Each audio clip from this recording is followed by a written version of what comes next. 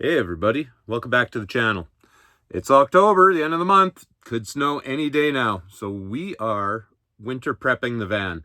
We've got some quick repairs we have to make. I've got a connection on the solar panel that it came shipped broken. It still works, so I taped everything up and have been using it all summer. It worked fine, but we're going to fix that connector before winter. I also have the fresh air intake for my furnace. It comes with these, well, here's an example, these little luminized, cardboard intake tubes. And mine didn't make it through the winter. Slush and ice built up on it, and that didn't work. Didn't last. I had to actually I think I cut a slit in it so that the furnace could get enough air to run because, you know, got to stay warm. Got to do what you got to do. But we're going to replace that. I have leftover metal from the exhaust, so we're gonna replace that. Plus I got a new little screen for the end of it. This looks a little more heavy duty. Ice buildup was an issue. We still have that parking sensor issue, so we're gonna hook it up to this. We actually already did, and it told me that the driver's side rear sensor is causing a problem. So either that one has now failed as well, or maybe that was originally the one. When I talked to Ford and they said that there was a sensor bad, I forgot to ask them, or write it down anyway, which sensor it was. So we did one, as you remember, I think it was like my third episode when I was out on Vancouver Island at a rest stop. I changed it out. I thought it was on the front bumper because there's a big chip in it. We still have that old sensor. So if that wasn't the one, that old sensor should still work. We're just going to swap it out with that back corner and see if that fixes the problem. But I tell you, this, I think it was less than $100 on Amazon. That's Canadian prices, by the way. And for $9, I got an app on my phone from Forescan, it's called, which is kind of an open source program. Worked great. Told me exactly what was wrong with it. So what else did we do? We said the solar panel. Oh, I've got an extension cord here. This is a nice, was it 16 gauge?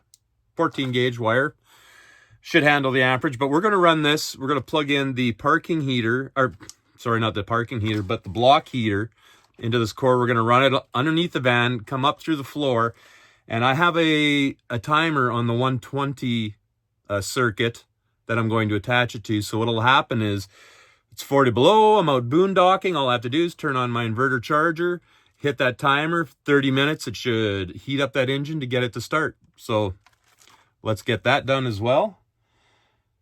And I think that's everything we got for outside winter repairs, and that should be a long enough video anyway. So let's get to her. Let's start with the solar panel repair. I'll have to climb up on the roof, get the ladder set up, but let's do that one first.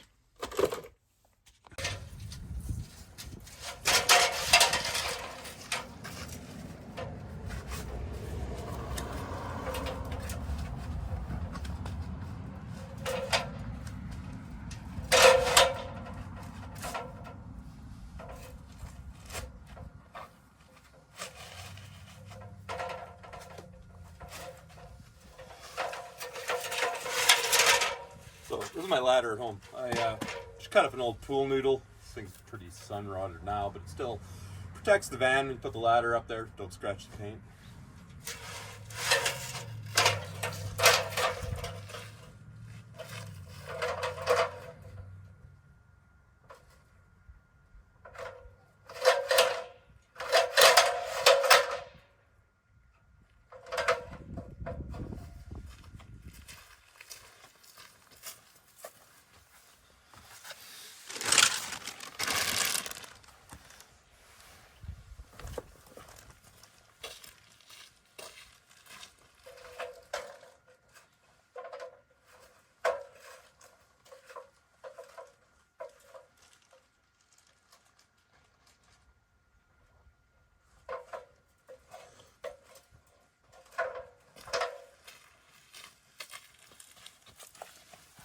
All right, we're up on top of the van.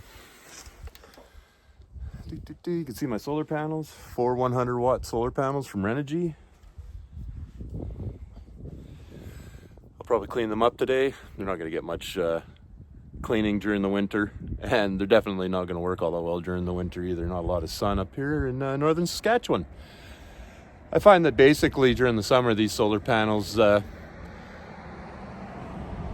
they keep up with what I use day by day, and then they also, they give a little trickle charge to the batteries, which is nice. So, I don't know how well you can see, but we've got to cut all these zip ties off, and this is our damaged connectors in here. It's all taped up, but we've got a new one that we ordered. Hair's flying around, but let's get this started.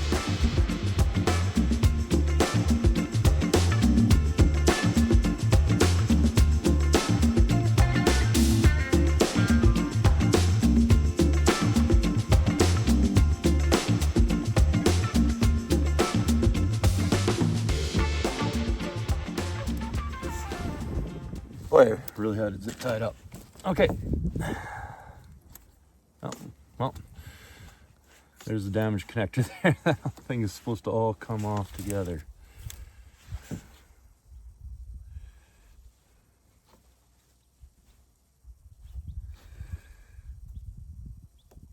Right like that. There. Now you can see that little part was snapped off. And that's all part of the weatherproofing, so.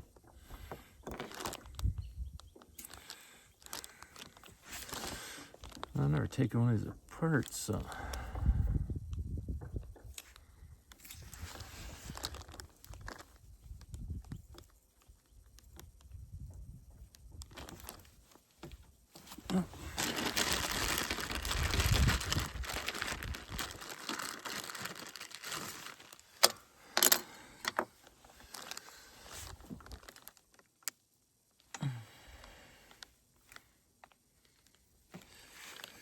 Well, it looks like the wrench is supposed to, well, one goes on this part, the other part's supposed to grab there, but guess what? That's the part that broke off. So let's see if we can cut this part off.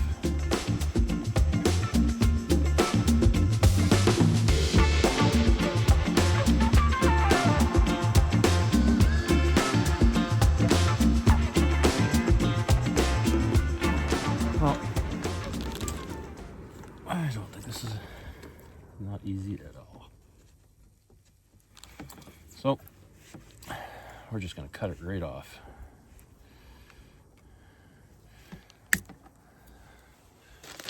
Since we have a whole new connector anyway,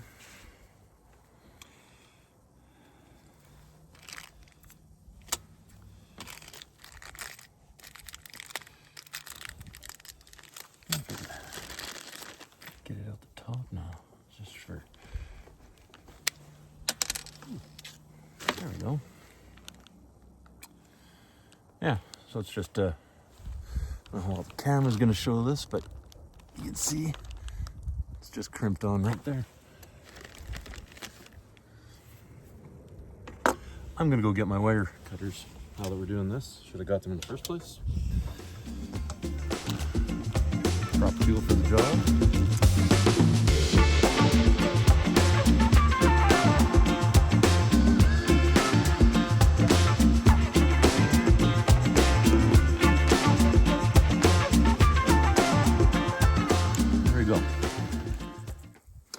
Got her on, nice and tight. Now we should be able to take one of these new connectors, screw it. Oh, I guess we don't even have to really unscrew it. We should be able to now push this connector.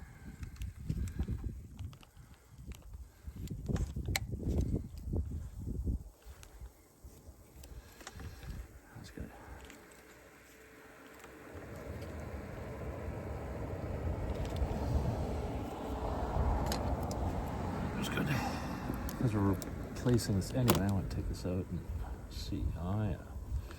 So it's got to come up all the way to the front, and it's not.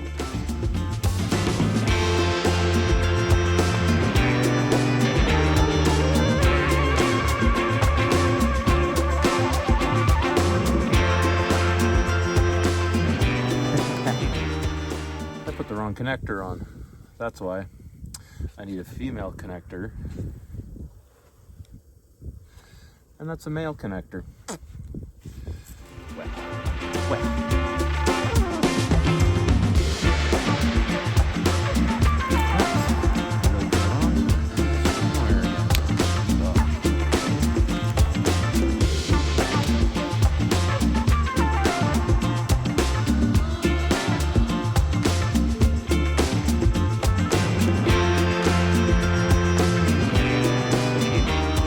Tabs, kind of cup like that, and you put the wires through here.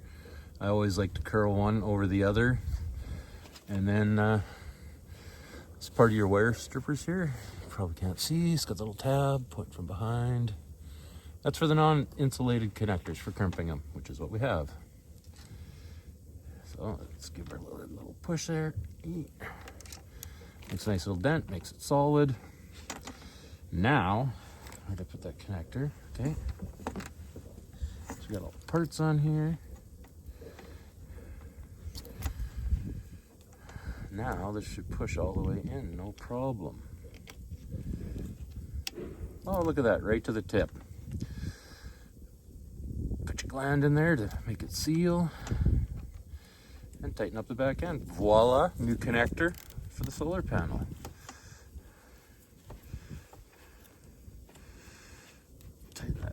So it's nice and watertight. Voila. Now, one of the things we were going to do is unplug this. So I got new ones.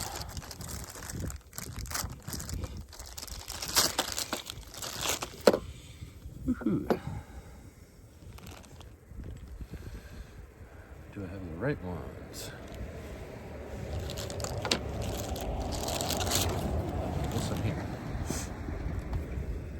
That in. It's because these wires are stretched a little and I didn't like that. I don't like strain on them. Voila, there we go. Should be all back up and running. Now all we have to do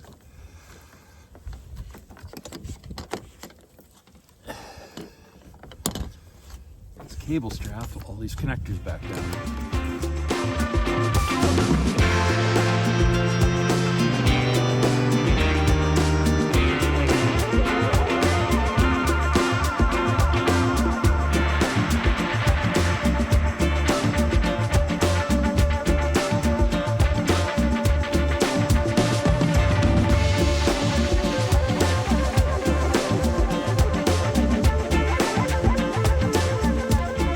Well, even when I had to get down and go get the tool, that only took about 15 minutes. Nice and easy. So the thing to remember, obviously, if you're working on your solar system, these panels are producing power whether they're hooked up to the charger or not. So be careful you don't let that wire touch anything. And just be safe. You're not really going to be able to work on the solar panels as charged. I guess we could take towels, put them over top the solar panel and make it as safe as possible. That would be one option. Maybe we'll do that next time. There it is. There's my setup. All back and running. Everything's nice and tight. Ready for winter. All right. Well, we're underneath. You see way up in there? That's the sensor we have to change. Way at the top.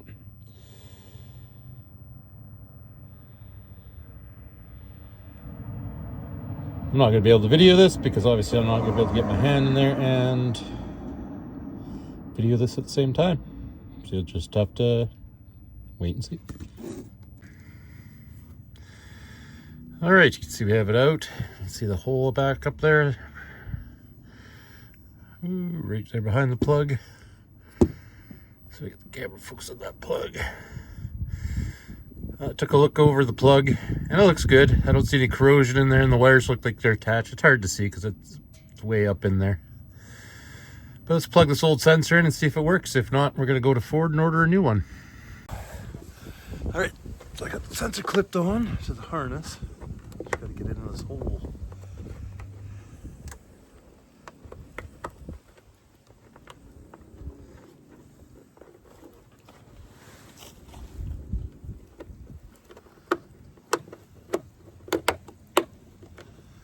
Oh, there we are. It's in. Let's go fire up the van and see if we've got our parking sensing system back. All right, so we're fired up. Let's put her into gear and see if it comes. All right, we're still getting a park gate fault. So I think I'm gonna have to order a sensor. And if it's not the sensor, then it's the wiring. That won't be fun. All right, it's the next day. We ran into a problem. I was setting up to shoot fixing my air intake for my furnace, but there's a problem. The clamp that holds it up is way up in the top. I'll show you in a minute, and I can't get to it, which necessitates me removing the furnace from the inside, which is a problem because it's underneath my bench, which is under blah, blah, blah, blah. Just a lot of stuff to get to, but I do have a service kit coming for my furnace, and when I get that gets in, I will, I have to take the furnace out, take it apart, clean it, and then I will install the metal pipe. So what we're going to do right now is we're just going to put this end on. You'll see in a minute what happened, and I'll explain it when I'm underneath there. And yeah, it was actually pretty crappy yesterday. It started snowing, so I just had to quit. Couldn't do that. So let's get out there. Let's get that finished.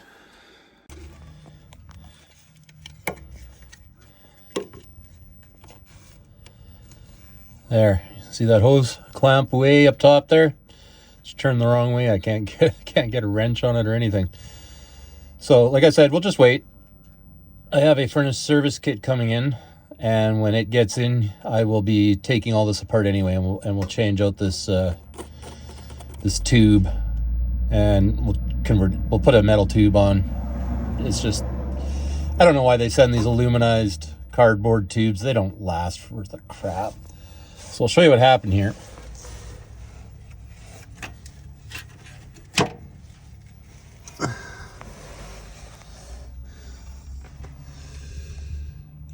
So what happened was I had ice and slush build up on here, and it got this tube wet and it just disintegrated. You can see where it actually sucked itself in and pinched off. It probably was also like road debris, but it happened in the slushy time last winter, and I had it temporarily fixed, and then it ended up just collapsing again. So I just cut it up because we need airflow. So all we're gonna do is put that bug thing in there. I didn't realize it. This is all flopping around. We're gonna have to secure this up. Which means I have to go get my sockets.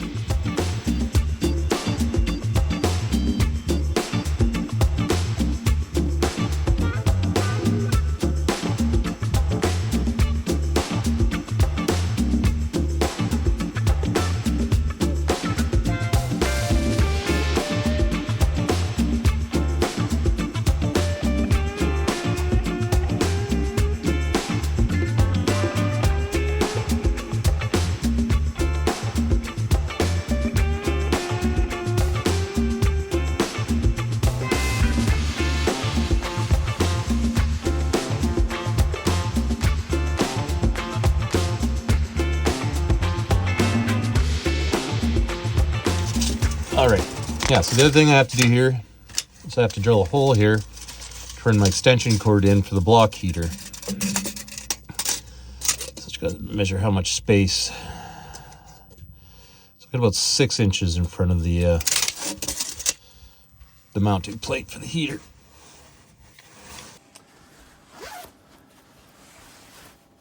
All right, so here's the bench seat in my van.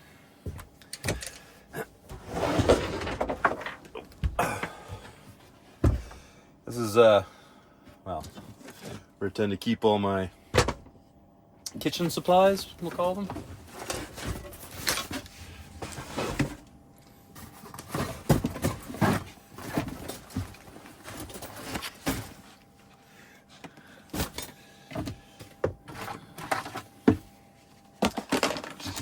As you can see in here, Here's the power.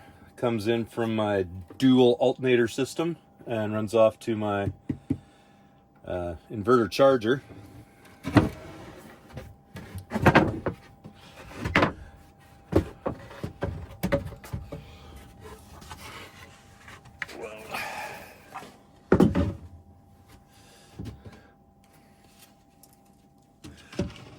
And underneath that, here's my furnace. Oh look, painter's tape, who knew? All right, here's my setup for my furnace. I got dual valves here just to split it, because if I run full tilt air out here, it blows against my fridge and it tricks the sensor in the fridge to thinking it's not cooling down, and then the fridge just actually ends up freezing everything. So most of the air goes out here. That's aimed towards my feet if I'm sitting in the passenger seat turned around, which is awesome in the winter. Thumbs up. And then I just have this valve turned down a little bit, so just a little bit of air comes out there, just kind of warm the floor. Okay, so I said I had about 6 inches. Let's just cut that down to 5. Call that good. Oh yeah. There's a beam running right across here, so I think I should be able to drill a hole right here, pull that extension cord up through. And we're gonna run that extension cord up through, and in this slot on the other side, like here's a plug-in, but on this slot on the other side, that's where I have my plug-in.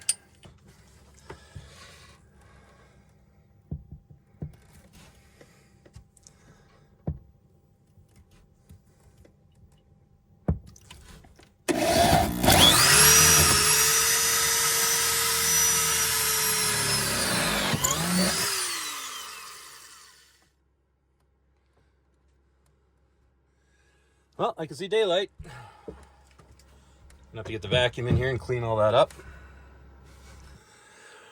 All right, so before we crawl under there, see my electrical kit here. We need to cut off the end of the cord. So hopefully we can fit it through that hole. That's the biggest drill bit I have. Oh, that's not it. There we go. That's okay.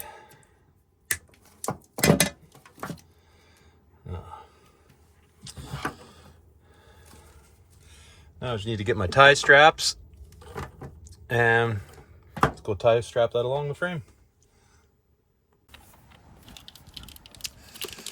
So what we're going to do here, I'll plug that extension cord into here and then run it down through there somewhere.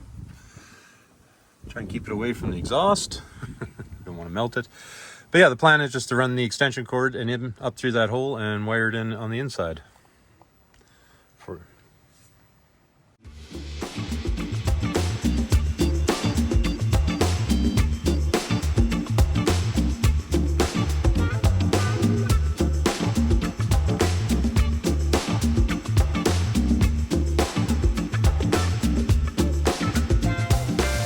Right on.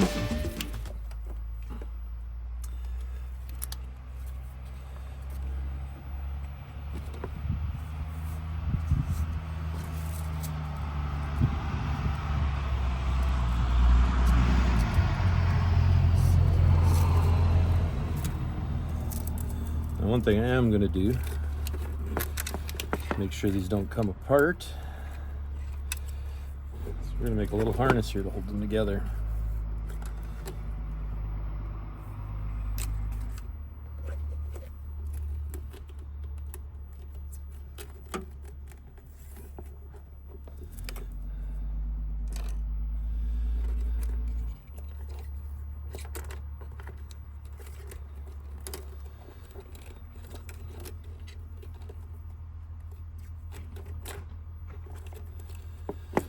Get everything started and then we'll tighten her all down.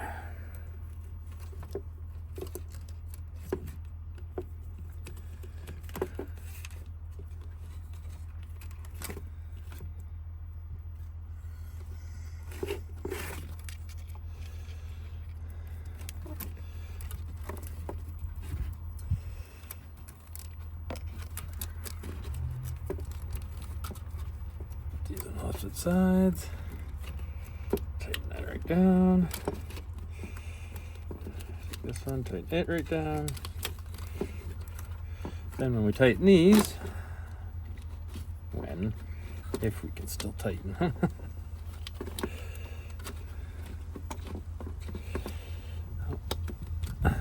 This one here, good.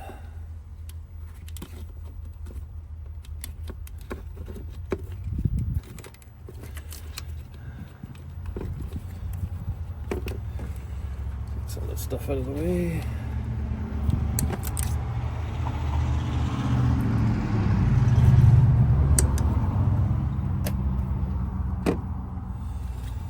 There. Tighten that a little. Tighten this one up. There. There, now it can't come unplugged. No chance of it rattling apart. Last thing I want to do is be fishing around here at 40 below, trying to fix stuff.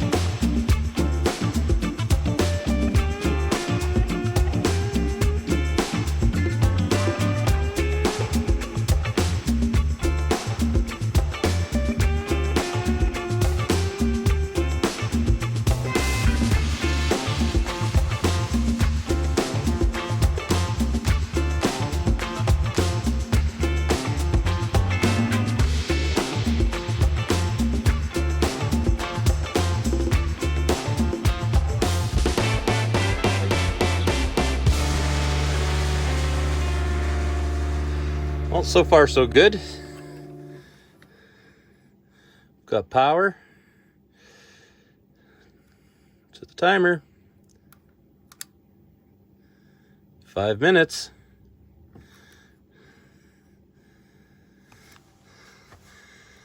Up here. And we can see we are now pulling 43 amps off the batteries. 43 amp draw on the batteries.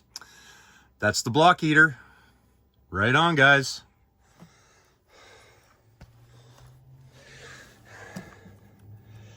So now all I have to do is put all this stuff away. You guys don't need to see that, and clean up. Add a little silicone around the hose. Now, every time I need to warm up the engine, I just click, hit that button.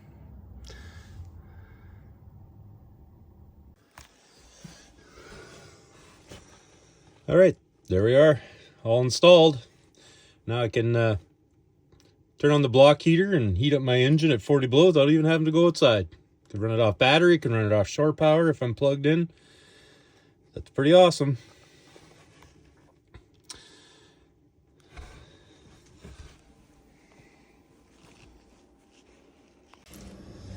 Alright guys, well, we got a fair bit accomplished today.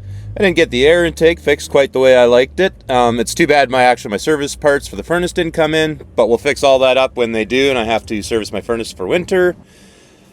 But thanks for sticking around and watching the video. Hit like, hit subscribe, definitely share the video. All those things help me on my channel, on my quest for monetization. And until next time, guys, stay safe.